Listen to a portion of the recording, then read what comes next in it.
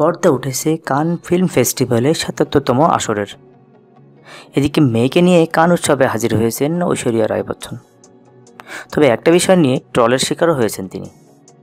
সেই সাথে উর্বশীর first look তো রেকর্ড করেছিল, সেকেন্ড ডেতে আবারও কি নতুন কোনো রেকর্ড করলেন তিনি?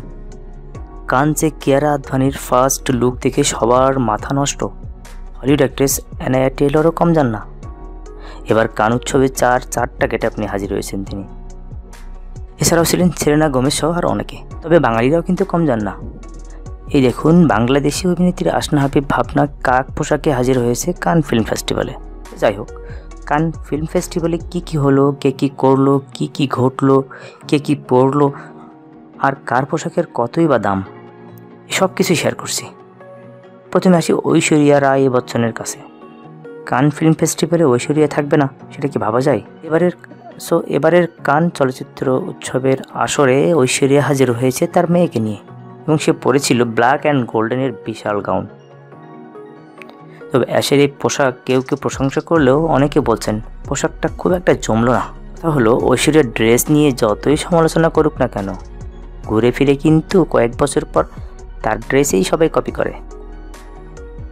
বাই দ্য ওয়ে, অ্যাশের এই ড্রেসটি কিন্তু ফাল্গুনী সেনের পিকক ড্রেস, যার দাম 5,15,000 টাকারও বেশি। তবে সেকেন্ড লুকে চোখ ধাঁধিয়ে দিয়েছে ঐশ্বরিয়া রায়। প্রথম দিনের মতোই এবারও ফাল্গুনী সেনের পিকক ড্রেসই পরেছেন তিনি। ঐশ্বরিয়াকে দেখতেও কিন্তু লাগছে পিককের মতো।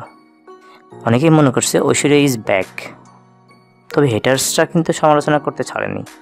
তবে যে যাই বলুক, অ্যাশ কিন্তু বেশ জুতি চড়াচ্ছে এই বয়সে এসেও। আর এই যে ড্রেসটা পরেছে, এর দাম কিন্তু 6,50,000 রুপি। তবে একটা বিষয় নিয়ে অনেকের মধ্যেই একটু খটকা লাগছে। তারা বলছে ঐশ্বরিয়া রায় তো ঠিকঠাকভাবে গ্ল্যামার্স ওয়ার্ল্ডে হাজির হয়েছেন, কিন্তু তার মেয়ে এরকম সাদামাটা পোশাক কেন? এমন একটি জায়গায় তার মেয়ে এমন সিম্পল পোশাক পরবে, এটা কি ভাবা যায়? একটু খেয়াল করলে দেখবেন ঐশ্বরিয়া রায়ের এক হাত কিন্তু প্লাস্টার করা, মানে তার হাতে ফ্র্যাকচার হয়েছে। আর তার মেয়ে এসেছে তাকে হেল্প করার জন্য। তার মেয়ে কিন্তু এখানে আমন্ত্রিত অতিথি নয়, সে শুধুমাত্র তার মাকে হেল্প করার জন্য এসেছে। সো এটা নিয়ে এত সমালোচনার তো কিছু দেখি না ভাই। এদিকে প্রথম দিনে 7 কোটি রুপির ড্রেস পরে রেকর্ড করলেও মানুষ বলছে এটা নাকি দীপিকার কপি। বলছিলাম উর্বশীর কথা। কানসে উর্বশীর সেকেন্ড লুক কিন্তু পুরাটাই প্রিন্সেসের মতো। তিউনিসিয়ার ডিজাইনার সুহির আল গাবসির ডিজাইন করা প্রিন্সেস লুকের এই লাল ড্রেসটার দাম কিন্তু কম না, প্রায় 12 লাখ টাকা। এদিকে সেলেনা গোমেজ এবারের কানসে তার প্রথম দিনে পরেছেন সেলফ পোর্ট্রেটের মাত্র $495, মানে মাত্র 60,000 টাকা দামের ড্রেস। তবে সেকেন্ড ডেতে কিন্তু সেলেনার লুক ছিল অন্যরকম। লাল টকটকে ঠোঁটে এরকম সিম্পল লুকে কিন্তু দারুণ লাগছে তাকে। লুক যতই সিম্পল হোক না কেন, তার পরনের এই যে ড্রেসটার দাম কিন্তু 3.5 লাখ টাকা। অন্যদিকে রিভিল হলো কিয়ারা আদভানির ফার্স্ট লুক। কিয়ারার ফার্স্ট লুক দেখে তো সবার মাথা ঘুরে গেছে।